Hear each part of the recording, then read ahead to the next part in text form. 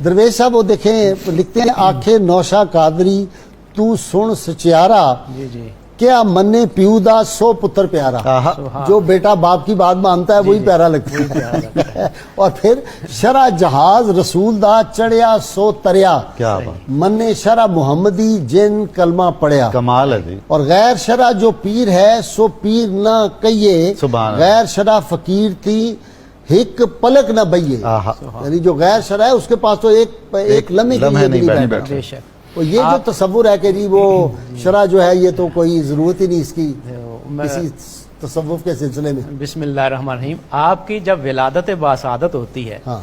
यकम रमजान है, अब देखिए कि अच्छा। शरीयत की पाबंदी कितनी है सुभान कि अल्लाह। आप दिन के वक्त वालदा का दूध नहीं पीते थे।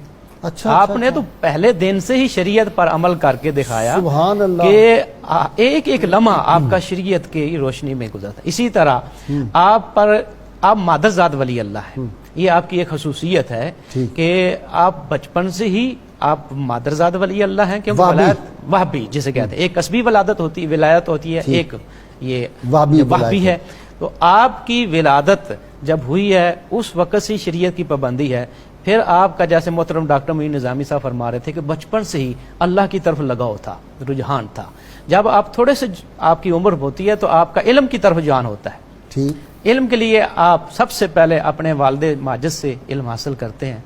उसके बाद एक बहुत उस वक़्त के मशहूर कारी हाफिज बुड्ढा रहमतुल्लाह अलैह, वो सबा किरात के आलिम थे। सुभान अल्लाह। आप उनके पास चले जाते हैं, वहाँ इल्म हासिल करते हैं। लेकिन शुरू में आपको कवायद और मखारज किरात पढ़ने में, अदा करने में मुश्किल पेश आती थी। जुबान में कुछ लुकलत जैसे होती जी है। ऐसे था। एक रात को सोते हैं, दो फरिश्ते आते हैं, फरमाते हैं कि हम अल्लाह की तरफ से मामूर हैं और आपको इल्म कुरान सिखाने आए हैं, अपना मुंह खोलिए। आपने मुंह खोला तो एक फरिश्ते ने मुंह के अंदर उंगली रखकर कहा कि ये फलां हर्फ का मखरज है, ये फलां हर्फ का मखरज है। इस तरह तमाम हरूफ के मखारज सिखा दिए।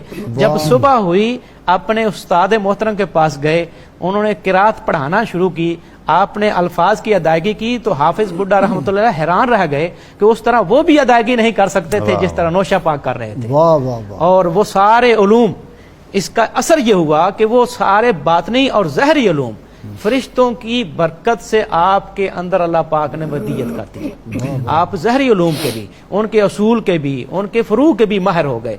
मिस्र में जब आप चिल्ला कशी कर रहे थे तो जनाब खिज़र अलैहिस्सलाम, इसी तरह जब आप मिस्र में जाते हैं, वहाँ एतिकाफ किया है एक मस्जिद में, तो खिज़र अलैहिस्सलाम आए हैं, उन्होंने फैज़ अता किया है।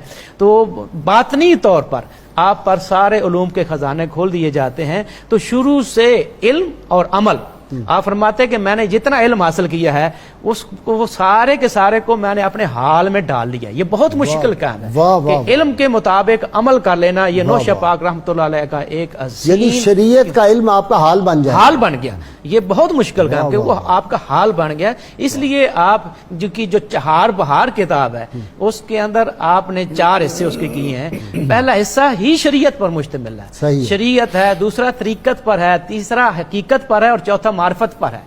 यानी शरीयत से लेकर हकीकत और मार्फत तक आपका जो सफर है सारे का सारा कुरान और हदीस। वो शरीफ तवारीख की 18 जिल्दें पढ़े ना आदमी हैरान। अच्छा जी, उनकी जो किताब मुझे बहुत ज्यादा मुतअस्सिर ने किया वो इसमें आज़म पे आपकी किताब, सुभान अल्लाह, और कमाल की वो किताब है। इस दौर में भी पढ़े। लोग कई दफा पूछते हैं जी इसमें आज़म हमें पता नहीं, मैंने कहा वो किताब पढ़ लो। सारी जिंदगी आपने 5 आमाल बहुत ज्यादा किए हैं कि अव्वल तो ये है कि निस्फ शब में ही आप बेदार हो जाते, तहज्जुद अदा फरमाते, जिक्र अज़कार फरमाते हैं, और सुबह की नमाज के बाद फिर जिक्र अज़कार में इशराक, चार्त और कभी असर की जो सुन्नतें हैं उनको कभी आपने नहीं छोड़ा।